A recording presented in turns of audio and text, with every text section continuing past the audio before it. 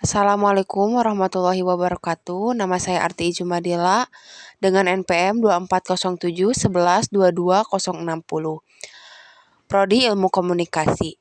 Di sini saya akan mereview jurnal komunikasi politik dengan judul jurnal Sarana Komunikasi Politik Umat Kristiani di Indonesia. Studi peran Partai Damai Sejahtera PDS periode 2004-2009. Nama jurnal, Jurnal Komunikasi Hasil Pemikiran dan Penelitian. Nama penulis Yandi Hermawan, tahun 2018. Dan direview oleh saya pada tanggal 26 Maret 2023. Di sini saya akan memaparkan mengenai poin-poin penting yang menjadi sorotan saya dalam jurnal tersebut. Pertama, sejarah kemunculan Partai Damai Sejahtera atau PDS didirikan oleh 50 orang lebih, kemudian dideklarasikan di hadapan publik di Jakarta pada hari Minggu 28 Oktober 2001 dan di hadapan berbagai media.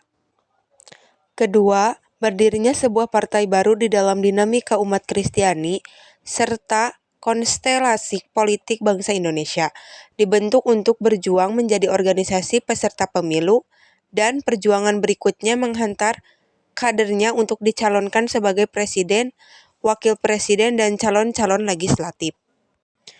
Ketiga, PDS lahir sebagai partai umat Kristiani berwawasan nasional yang berdasarkan Pancasila dan Undang-Undang 1945 dalam bingkai Negara Kesatuan Republik Indonesia dengan semangat Bhinneka Tunggal Ika, berbeda-beda tetapi tetap satu.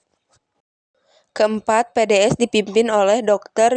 Ruyandi Hutaisoid, anak seorang pemimpin Parkindo pada masa Orde Lama. Kelima, didirikan setelah melalui serangkaian perenungan dan penelaahan atas berbagai peristiwa dan tragedi yang mengancam eksistensi manusia seperti peristiwa kerusuhan, pengerusakan, pembakaran gedung dan tempat ibadah, serta berbagai pelanggaran hak asasi manusia. Ketujuh, PDS adalah partai politik Kristiani yang sangat didukung oleh kekuatan kalangan gereja seperti Persatuan Gereja Indonesia (PGI), Konferensi Wali Indonesia (KWI), selain kalangan aktivis Kristen dari elemen mahasiswa dan akademi. Kedelapan, sesuai dengan teori yang dikembangkan Ari Tonang, menjelaskan betapa Parkindo dijadikan sarana politik yang penting bagi kalangan gereja DGI.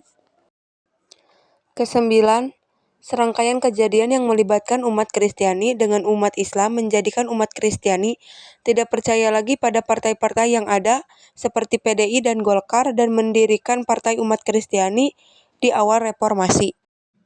Ke-10, di Jakarta Post 26 Januari 2004, sejalan dengan agenda Parkindo pada masa Orde Lama, agenda PDS yang utama adalah terdiri dari 3 hal. Pertama, menjaga hak-hak minoritas. Kedua, menjaga pluralisme. Ketiga, menolak ide negara Islam dan syariat Islam. Ke-11, peran yang paling menonjol atau penting PDS di parlemen pada tahun 2004-2009 adalah ketika PDS menolak berbagai isu penting di Senayan yang dimulai diskriminatif, merugikan kalangan minoritas, tidak menghormati adanya pluralitas, kebinekaan, atau kebangsaan. Ke-12 diantaranya adalah penolakan PDS terhadap rancangan undang-undang tentang perbankan syariah negara (SBSN), RUU Pornografi, RUU Pengelolaan Zakat, dan RUU Jaminan Produk Halal.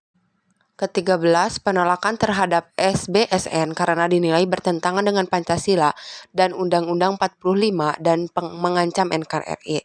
Bahkan anggota komisi dari fraksi PDS Retna Rosmanita Situmorang mengatakan fraksinya menolak seluruh draft daftar inventaris masalah DIM kedua RUU tersebut. Mungkin sekian dalam pemaparan mengenai jurnal tersebut. Jika ingin melihat beberapa poin seterusnya, kalian bisa melihat melalui deskripsi channel YouTube ini. Bisa dilihat di sana, bisa dibuka. Terima kasih telah menyaksikan dan mohon maaf bila banyak kekurangan. Wassalamualaikum warahmatullahi wabarakatuh.